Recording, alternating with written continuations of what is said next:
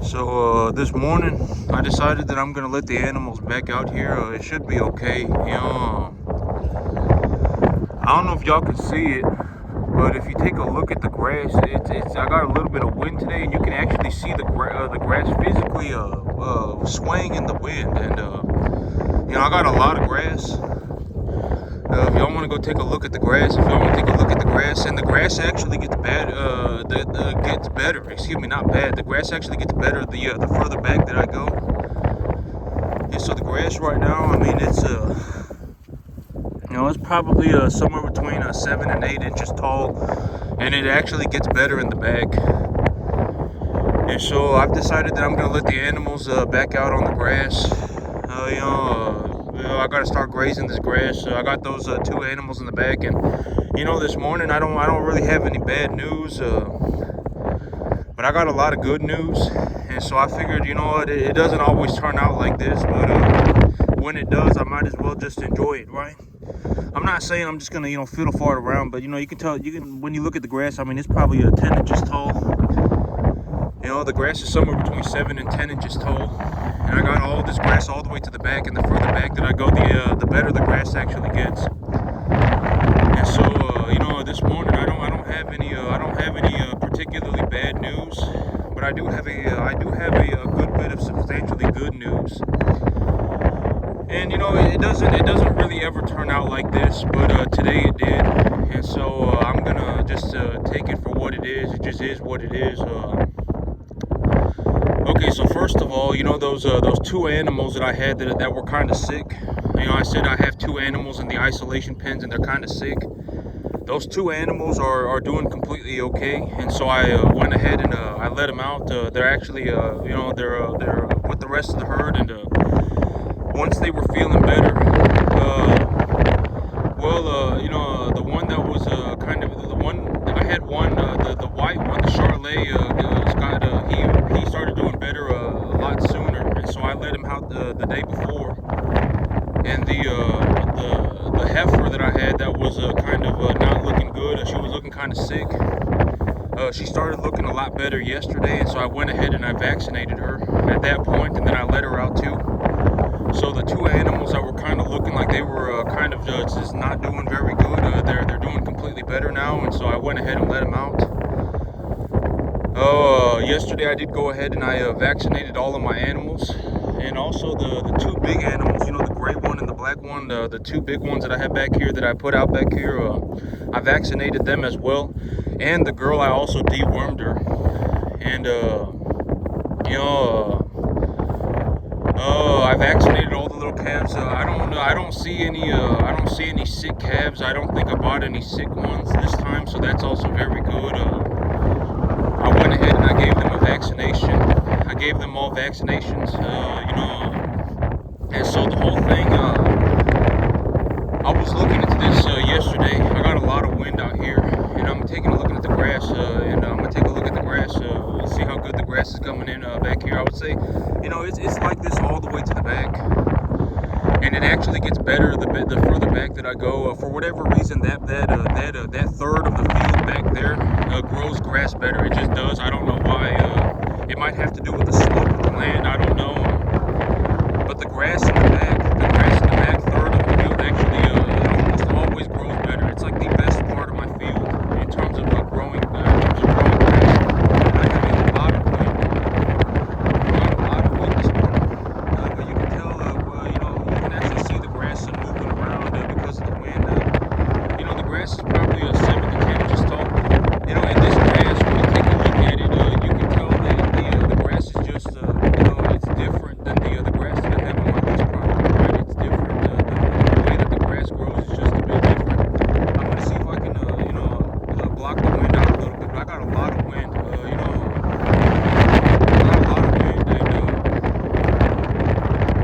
I got a lot of grass. You can take a look at it. I mean, this is what it looks like. If I take a look at it, maybe I would say it's somewhere between 7 inches and a foot tall. The grass right now is about 7 inches to a foot tall, and I have grass everywhere. On my lease property, it's completely covered in grass. My front yard is completely covered in grass. The back over here is completely covered in grass. I have grass everywhere.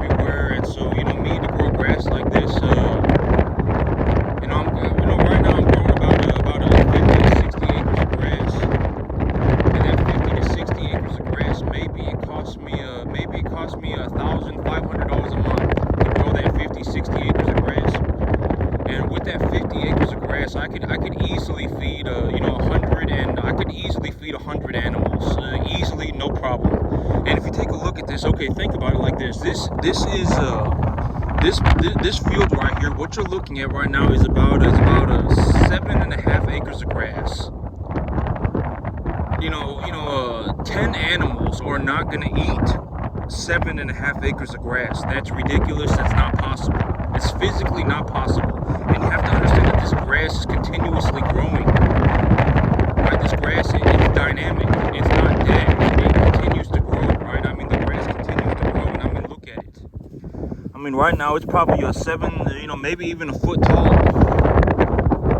And, for me to grow all of this grass, I'm growing about 60 acres of grass right now, 50 acres of grass. I'm growing about 50 acres of grass. For me to grow all of this grass, it costs me about $1,500 a month. And so that's another way to look at it.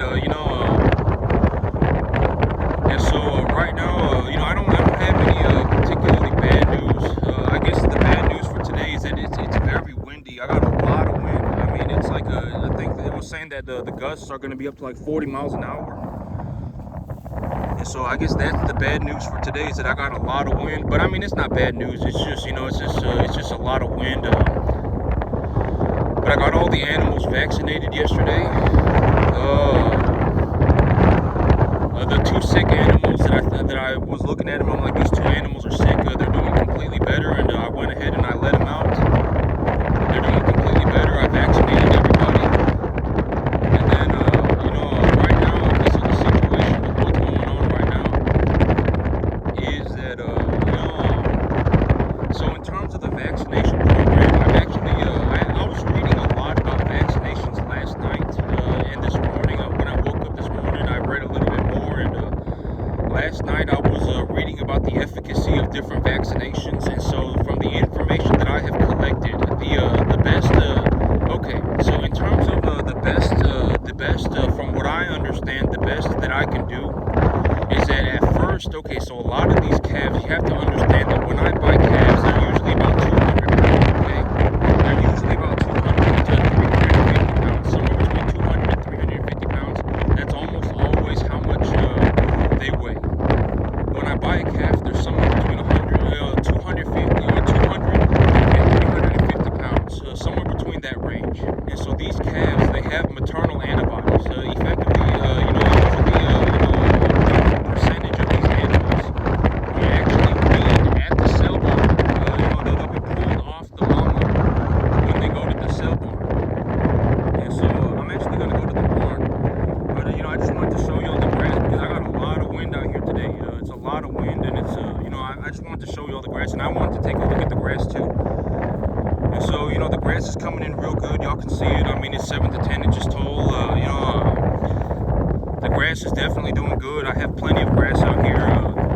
These animals are going to eat it as much as they want. And then maybe I give them a bucket or two. When the grass looks like this, maybe I supplement 1% of their body weight. Because when the grass looks like this, I mean, these animals, they'll easily put on 2.5 pounds a day. They may even put on 3 pounds a day. And, just by eating the grass, I don't have any grain heads anywhere. I don't have any seed heads anywhere. So the feed values of this grass are very good. I mean, these animals will put on, they may even put on 3 pounds a day eating grass like this. And, if I give them, I would say that the average weight of the herd right now is maybe about 550. The average weight of the herd back here is about 550, 600.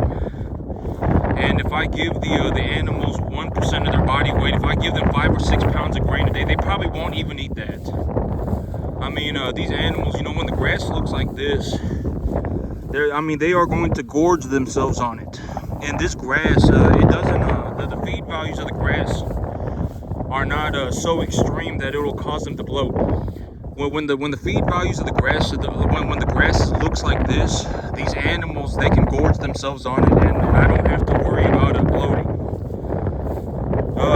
If the grass was much shorter, so I'm gonna go over there. I'm gonna walk over to the barn. this is, but I got some kind of a weed coming in, and it's seeding out, so that's not good. You know, I don't want it covering my field. But I mean, here in a couple of months, I'm not worried about it because the grass is already established. I'm not worried about the weeds at this point because the grass is already established. I mean, the grass will outcompete the weeds. And so, the whole situation, but when the grass looks like that, I don't have to worry about bloat. I don't have to worry about bloat. The feed values of the grass are somewhat optimal. And if I give them like half a percentage of their body weight a day in a supplemental kind of a total mixed ration grain, they'll probably put on over 3 pounds a day. They will probably put on over 3 pounds a day. And I've actually been saying this, but my results right now are actually doing significantly better than the average. Right, I talk about the average as 75 pounds a month. The average is 75 pounds a month or so. But in all honesty, I'm getting better at what I'm doing. Right, I'm getting better at what I'm doing. And so my averages are actually moving upwards, and that's good. Right, that's good. And my averages are moving upwards. That's good. And so the whole situation. Let me get in the barn, man. That is a lot of wind. I was taking a look at the Weather Channel this morning, and it was saying that the wind is going to be blowing at like 25 to 40 miles an hour, and they're not playing. That's a lot of wind out there. Okay, so I'm in the barn. And I just wanted to go and take a look at the grass. Okay, so the grass is coming in real good. The feed values of the grass are they're doing good. I don't have to worry about bloat. I'm not worried about bloat when the grass looks like that. These animals, they all, when the grass is like so the grass right now is like 7 to 10 inches tall, and the most the whole thing about the grass is that if it's below my ankles, usually that's how I do it. But this is not a very accurate way. Depending on what kind of grass you're growing, depending on how much fertilizer you used, depending on did you even use the right fertilizer, et cetera, et cetera. The feed values of the grass are going to change. And so like in my situation, the fertilizer, the mineral levels of the field are somewhat accurate, right? I did a good job. I did well, fertilizing that grass and et cetera, and the biomass is accumulating properly. I know that I'm growing a forage wheat type grass, and forage wheat type grass is not a real short grass, and so the vegetative period of the forage wheat is very long. So, et cetera, et cetera. And when this forage wheat that is being fertilized properly and growing in somewhat optimal weather conditions is up to my ankle, then I don't have to worry about the animals bloating anymore. If it's below my ankle, then that's usually, when it comes to forage wheat, and especially if you're going to fertilize that forage wheat properly, which I would suggest that you do. There's no reason not to do it. The amount of money that goes into fertilizing is just so low.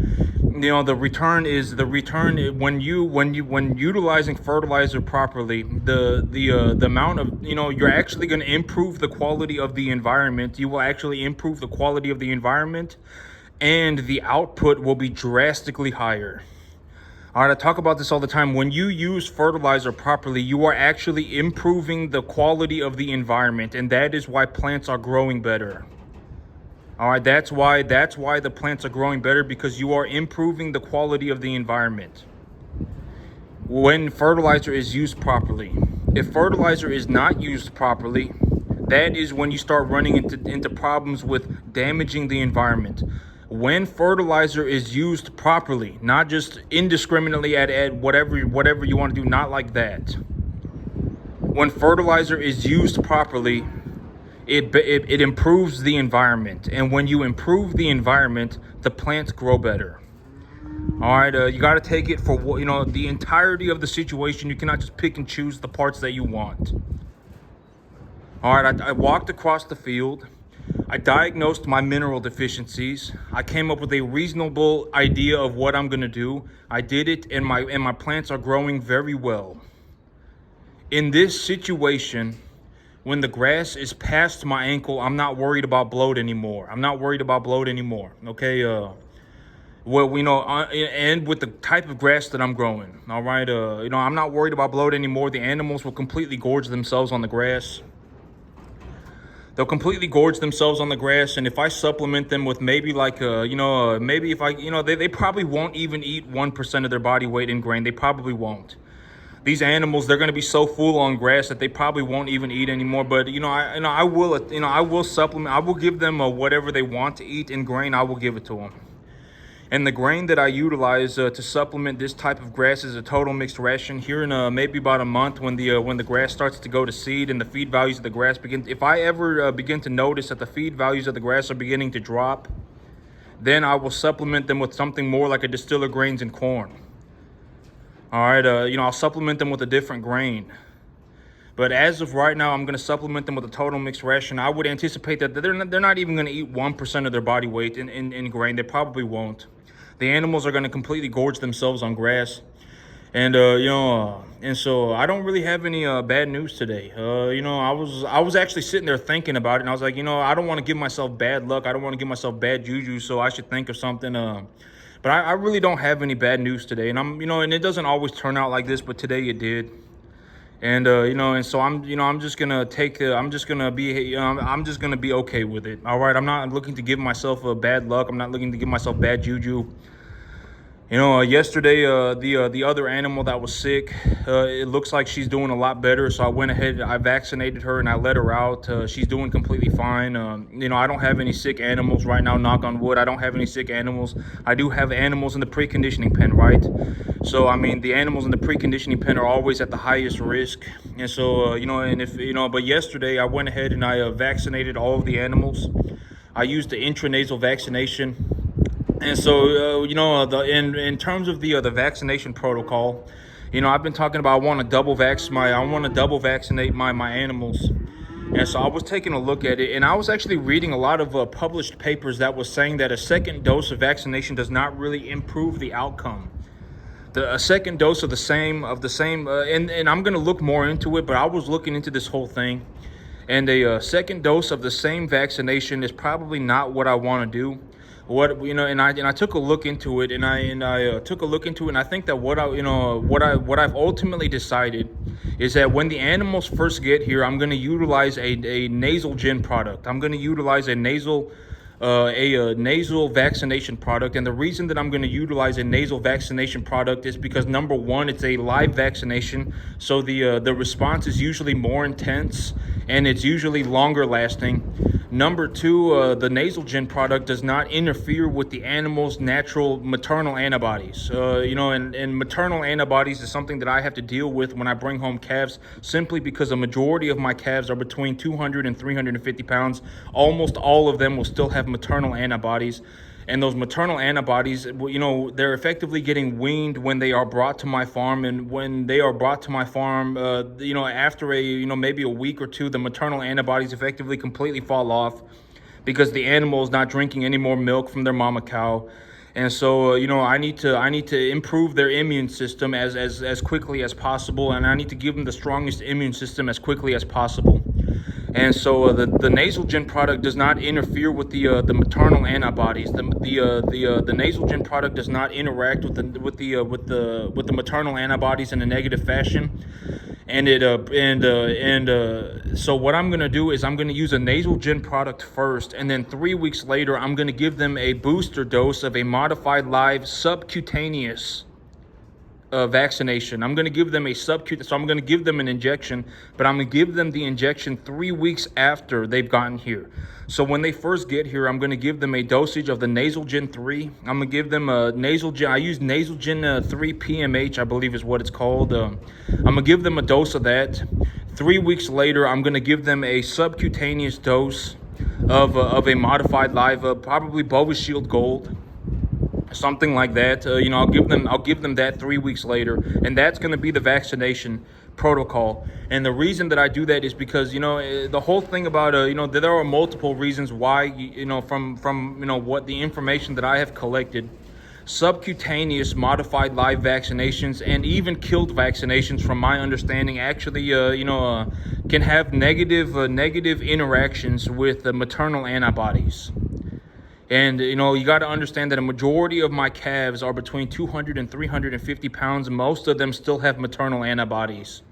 All right, and also I was actually reading a study that was done, and they gave them the vaccinations, and one of the calves, they gave the calves the vaccinations, and what they did was they actually changed the diet. So they gave all of the calves the same intranasal vaccination, and then they changed the diet of the animal. So one of them, one group got a 71% energy TDN. They got a 1% a 71% TDN, 14% protein diet that was supplemented to them at 1% of their body weight every day. And then another group got the same ration, but they got it 3 times a week instead of every day. They got it 3 times a week. And then a third group actually just got a 58% TDN. I don't remember the protein concentration, but I remember that the energy concentration was what the big focus of this study was on. And the third group got a 58% TDN diet, and they were given that feed. And they actually found that the animals that were given a 71% TDN diet, and they were also giving the vaccination before weaning and after weaning. So after weaning and before weaning. And what they found was that the animals that were given the vaccinations after weaning and the 71% TDN, 14% crude protein diet every single day at 1% of their body weight as a supplementation actually had the strongest immune systems. So that's what they found. That's what the study found. That's one of the studies that I read yesterday. And I'm like, that's very good for me, because I don't have I can't just, go and vaccinate these animals before they get weaned, right? I have to vaccinate them after they get weaned. And so, that's very, they effectively get weaned on my property, right? By about tomorrow, they'll be weaned. They'll just be okay by tomorrow, right? Effectively by tomorrow, they'll be weaned. And so that's what they found. They found that when an animal is given their vaccination after weaning and they are supplemented with 1% of their body weight a day at 71% TDN and 14% crude protein, their immune system was actually the strongest. And they ran this study by measuring some sort of antigen thing. They had some kind of a response whatever organism. And they measured the level of but that's what they found. They found that if you give the animal the vaccination after they get weaned, and then you give them 71% protein, 71% TDN, not 71% protein. If you give them a 71% TDN, 14% crude protein diet, and you supplement them with 1% of their body weight a day, every single day, not 3 times a week, but every single day, then the animal actually does the best. Their immune system responds the best. And so I was like, that's very good, but that's the vaccination protocol. And, I'm actually not going to feed any hay. That's also one thing. I'm not going to feed any hay, because hay is it's very low protein and very low energy. But the good thing about hay is that it acts as a buffer system. And so it's like, if you're in a situation where maybe your animals are developing acidosis, if you think your animals are going to develop acidosis, then you can actually feed them hay, and it will stop them from having acidosis, right? Granted that you're not utilizing some kind of a dairy quality hay or like some kind of alfalfa, but hay is effectively roughage material. And so that's one thing. I'm not going to lower the energy concentration of my animals' feed. I'm not going to do that. I'm going to give them the grain ration, and that's going to be it. And so I'm going to give them a Nasalgen when they first get here. I'm going to put them on grain, and then 3 weeks later, I'm going to give them a subcutaneous dose of a Bovishield Gold modified live. And that's going to be the vaccination protocol, and that's going to be a part of the new onboarding program that I'm going to run for the cattle. And so right now, I'm doing very well for myself, And I'm not looking to float my own boat. All right, I'm not looking to float my own boat. I'm just, sometimes things don't go good, and I just flat out tell y'all, right? I mean, things are, a little rough right now, but when things are going very good, I'm just gonna say it too. All right, things are going well. I do very well for myself. As of right now, for me to go into the negative, I mean, I would effectively have to lose like 75% of my animals to even dip into the negative. All right, I'm very drastically in the net positive. I'm drastically in the net positive. I'm actually, and also the amount of money that I'm making is actually going up on a vertical scale. The amount of money that I'm making is going vertical. All right, I don't know how else to put it. And another way, I was talking about this yesterday. Another way to look at it is, I got these, my preconditioning pens are already full. I would say that the bigger animals on my field right now are already at, if I added the three of them, granted that one of them is very low conditioning, I would say that his conditioning scores at about a 4. And I can't, if I take an animal that's a conditioning score of 4 to the market, I'm not going to get much money for him. All right, I'm not going to get much money for him. The feed yards won't want him. And if the feed yards don't want him, then I'm kind of just SOL, right? I'm kind of out of luck. And so, so I got to raise his conditioning score. But, I mean, the 3 biggest animals on my field right now, if I put them together, they're probably already past 650. Close to 650, something like that. 625, 650 already. And I sold calves 3 days ago. So I'm already at market weight. That's another way to look at it. And my preconditioning pens are completely full. I can't put any more animals in my preconditioning pen. And so, next month I'll probably be selling about 7 animals. And if I sell those 7 animals, I'll make enough money to buy 14. Maybe, and I still have $2,000 cash left over this month. So, I mean, that's another way to look at it. I mean, if you don't understand money, think about it in terms of cattle. I will more than likely increase the size of my herd by somewhere between 5 to 7 animals in the next 3 weeks. That's a 20% increase in 3 weeks. I legitimately am going to grow my business by like 20% in the next 3 weeks. Right? I mean, that's another way to look at it. I mean, and also I was thinking about this morning, but I don't really like option contracts. I was thinking about it this morning, and I was like, there's no reason for me to buy option contracts. I don't like them. There's no reason for me to have option contracts. I thought about this yesterday, and I actually thought about this morning, but I don't like option contracts. I don't like option contracts. I just don't want to deal with it. I'm going to hold on to my contracts that I got right now because, number one, I don't, the money's negligible, right? I mean, what am I going to do with that? Well, it's a negligible amount of money. All right. I already have I'm already sitting on large excesses. I'm doing very well for myself. The money, it doesn't matter. All right. I'm not going to say it doesn't matter, but it's kind of irrelevant. There's no reason for me to worry about the money when it's an irrelevant sum. But I was thinking about this morning, and I don't really like option contracts. I don't really want to deal with option contracts. And but on the other side of things, it's like, if I'm gonna buy stock, why would I buy stock, right? I thought about this. I'm not gonna buy stock because here's the thing. It's like, if I have money left over, then I might as well just go and buy 500-pound animals at commodity prices. I might as well just go and buy 350-pound animals at commodity prices, because if I do that, I know that I am capable of running these cattle. Right, I have a very good understanding of how to take care of cattle, and I can appreciate the value of the asset knowledgeably, and I also get a tax write-off. So why would I not just buy cattle, right? And so I was like, in this current situation, and I was like, if it comes down to it, because I don't really like option contracts. I don't want to deal with it. I don't really want to deal with option contracts. It's just kind of whatever to me. I don't really want to deal with that. And if I'm going to buy stocks, I might as well just buy more cattle. So if I have to, I will just buy them at 350, 500 pounds. I'll pay commodity prices for them, and I may even just purchase them preconditioned. All right, I may pay a little bit of a premium to get them preconditioned, and then I'm just going to put them on grass. I'll take them from 500 to 850, and then I'll just sell them again. Because that makes the most sense to me. Why would I not do that, right? I mean, why would I not do that? I mean, I would rather just do that. If I buy stocks, I don't get tax write-offs, right? And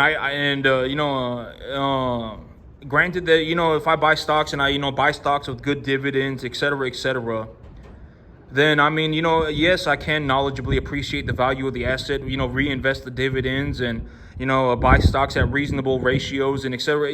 I can knowledgeably appreciate the stock, but I would rather just buy more cattle. I get a tax write-off when I buy the cattle, and the thing about cattle is that I can legitimately just by myself increase the value of the animal, right? I can knowledgeably increase the value of the animal, and I can do it very well. I'm very good at it. I may be one of the best in the world at it.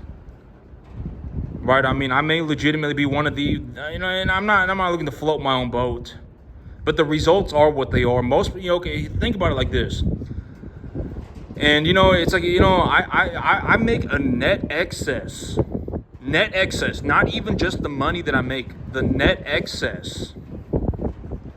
After I pay for everything, I make a net excess of about $7,000 a month. That's how much money I have left over after I've paid for everything. It might even be as high as $10,000. That's how much money I have left over, right? And I'm doing this on a 10.5 acre field running commercial cattle. That's very impressive, right? And I actually even got myself a lease property, and I even have more grass, and my business is even more efficient. All right, but that's another way to look at it. I am legitimately net positive.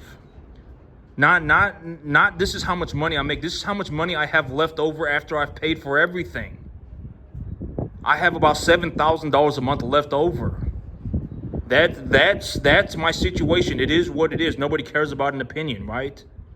I'm the one with the money. Why would I care? I'm legitimately showing it to you. If you can't add it up, die poor, have fun. All right, I have a net excess of $7,000 a month. I legitimately sit around with $7,000 and I'm like, I need to find something to do with this money that will be good with the money, right? If I have to, I will just end up buying more cattle and I will buy them at a higher weight. But that's another way to look at it. And most people can't even make money like this on a 500 acre field. That's reality. I don't, go and ask somebody, go and ask, whatever, the best farmer that how much money do you make? I already told you a lot of these farmers, and especially if they're on YouTube and things like that, they're a YouTuber. If I actually went and took a look at their farm, if I took a look at how they were running their business, I could tell you within 30 seconds of looking at that individual's farm whether they're actually even making money. And and it's not funny, right? I talk about this, and I tell you this in terms of a broader reality situation. A majority of these people are actually closer to being homeless, financially homeless, than to generating as much money as me. I generate a massive sum of money. I don't even know how much money I make. My net worth is probably between $3 and $5 million. All right, I legitimately generated this net worth by starting my own first generation cattle farm. I don't know how else to put it. All right, I make a drastic sum of money. I don't even know how much money I make. If you want to take a look at my financials, after I've paid for everything, I still have about $7,000 a month left over, and that money is going up on a vertical scale. Left over, $7,000 a month is not my salary. $7,000 is what I have left over after I've paid for everything. All right, most people can't make money like this on a 500 acre field. All right, and trust me, why would I care? I'm the one with the money. Why would I care? If you're going to be a worthless moron, idiot, then die poor by yourself, okay? Don't drag me or whoever else, don't drag anybody else down with you. It's not funny. All right, you're going to turn other people poor, and that's not funny. All right, you're going to turn other people into miserable morons too, and that's not funny. All right, how do you get out of that situation? Think about doing better for yourself. What can I do that would be an objective improvement?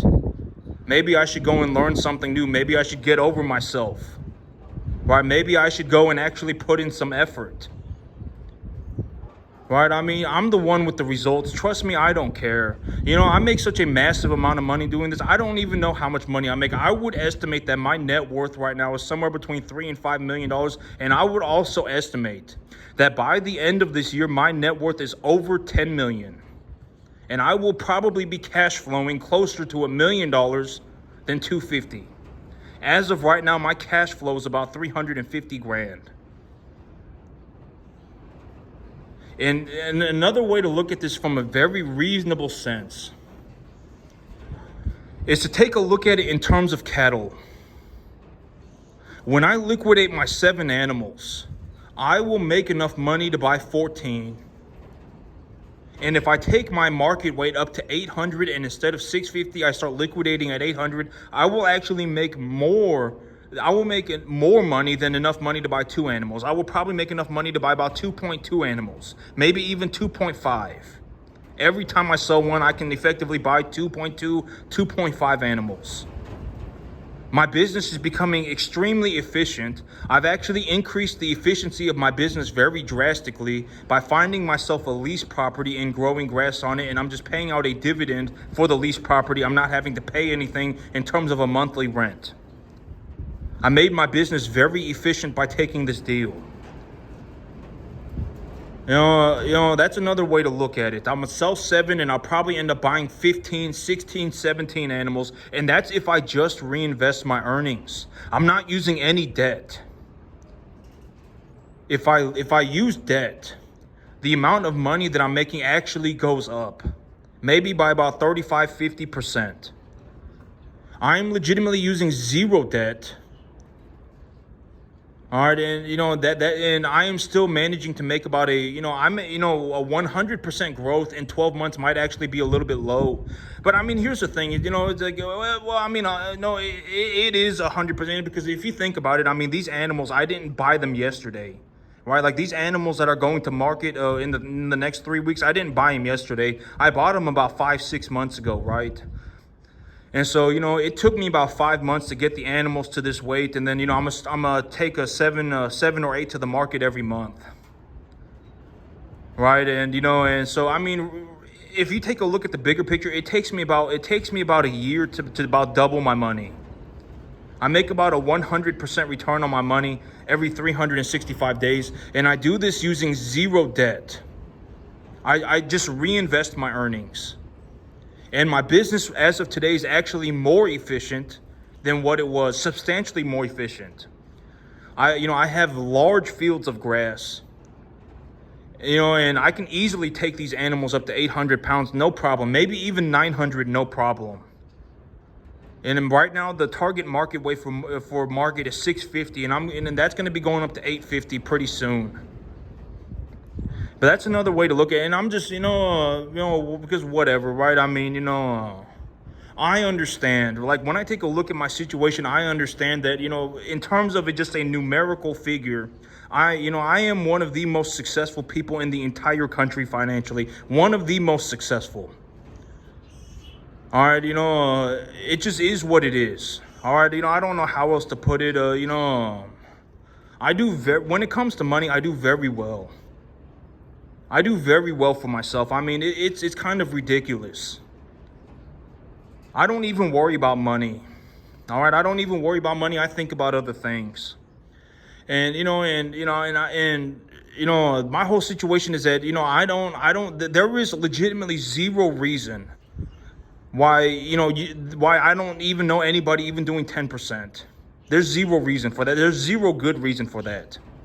If you think you have a reason for it, you don't. Trust me, I don't care. All right, keep it to yourself, die poor, have fun. There's no reason why people cannot be getting to the 10% mark. It doesn't, and even worse, there are a lot, especially on something like YouTube. When you go on YouTube and you look at these farmers, when I look at a farmer, I can actually tell probably within 30 seconds what their balance sheet is. And a lot of these people are barely making any money. They may even be losing money. And they're sitting there with their YouTube channel. Oh my God, look at me, my farm life.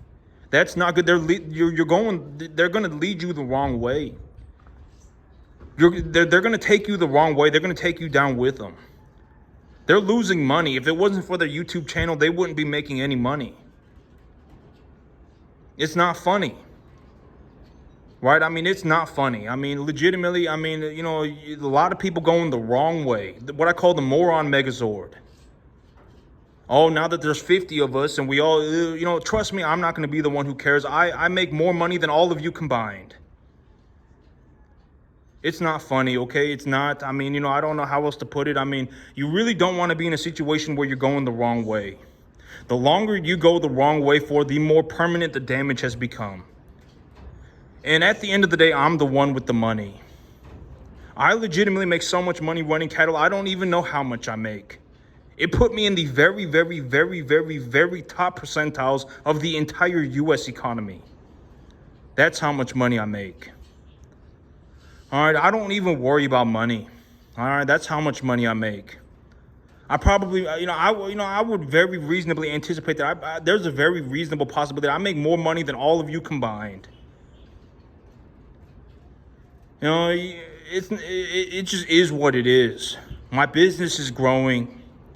I produce a substantial amount of excess cash flow. I do very well for myself. Even when I don't use any debt, my business just about doubles every 365 days. All right, farming is not something that you can just learn how to do tomorrow. It's not a magical adventure. It is very difficult. Farming is going to be probably one of the hardest things that you could ever learn. Legitimately one of the hardest things. Farming is not simple. I mean, there's a lot of things to it, and if you mess up, then you could go down forever and financially go down forever, never recover, and there's a lot of difficulty. And especially when you're running cattle, you're dealing with 500, 600, 700 pound animals, 800 pound animals, 900 pound animals. A lot of people are even scared of cattle. A lot of people won't even go up next to an animal. Like my mom and my brother are a very good example of this. Some people are just scared of cattle, won't even go up close to them. And it's not easy. It's very difficult work, and nobody cares about your opinion. Die poor. Have fun with that. It's kind of pathetic. I'm the one with the money, okay? I'm the one with the money, and how many times are you in? At the end of the day, I'm not some malicious person. I don't think it's funny. Whatever. For me, the way that I see it is that I see, there is no reason why you cannot get to the 10%. If you legitimately, there is no reason why you cannot get to the 10% mark. No reason.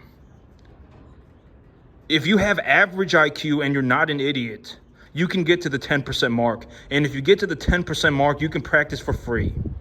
And that's about as good as it gets. When you practice for free, you can practice as much as you want. Work on getting better, choose something. I'm going to get a little better at growing grass today. I'm going to get a little bit better at animal medication today. I'm going to get a little bit better at identifying beef animals today. I'm going to get a little bit better at, coming up with a realistic business plan today. Come up, go do something. Do something. Choose something and work on it. Right, I'm going to go on the internet and start reading a couple of scientific papers, published scientific papers. I found, I was reading about vaccinations, and I just happened to stumble across a paper that was comparing vaccinations and energy rations and the percentage of energy ration. Right, and then, that was interesting. Right, I found that when the animals, according to this study, this published scientific study, that when the animals were given the vaccination before weaning and given a 71% TDN, 14% crude protein diet every single day at 1% of their body weight as a supplemental ration, their immune system responded the best, compared to a group that was given the same ration 3 times a week and another group that was given a 58% energy ration. Right? I mean, go and read a book. Learn something, go practice, do something, right? Get better at something, get over yourself, right? I mean, it's not easy. I cannot do the work for anybody. I can give you all of the information that I have for free. It legitimately took me my entire, I've been working on this thing for like 15 years. And I finally made it. Like year 13, I finally made it. I have a boatload of money. I make a boatload of money doing. I don't even know how much money I make. All right, and I'm giving you all of my information for free. I'm not leading you the wrong way. I'm just giving you some things to think about.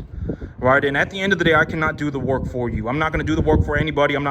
Trust me, I don't care. You know, nobody's going to offer me money to do anything. I have plenty of money. I have massive excesses of money. I don't care about, I don't care. You're not going to pay me to do anything. Trust me, I don't care. You could die tomorrow. Take your deal with you. I don't care. I already have plenty of money, and I'm giving my information away for free. This is exactly how I did it. All right, there's no reason why you cannot get to the 10% mark. And if you get to the 10% mark, you can actually practice for free. And if you practice for free, that's about as good as it gets.